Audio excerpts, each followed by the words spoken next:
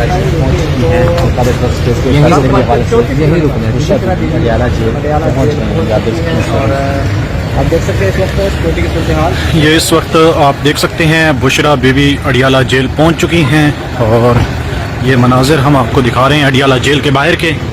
बुशरा बीबी इस वक्त अडियाला जेल पहुंच चुकी हैं और कुछ ही देर में 190 मिलियन पाउंड का जो फैसला है वो सुनाया जाएगा।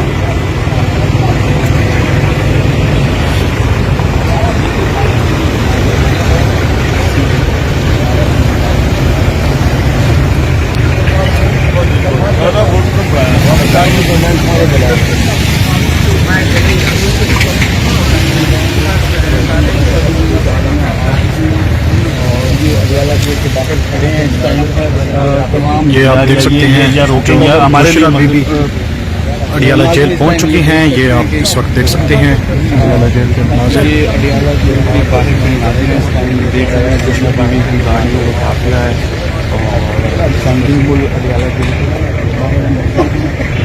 थोड़ा सा भाई पीछे, थोड़ा सा पीछे सर।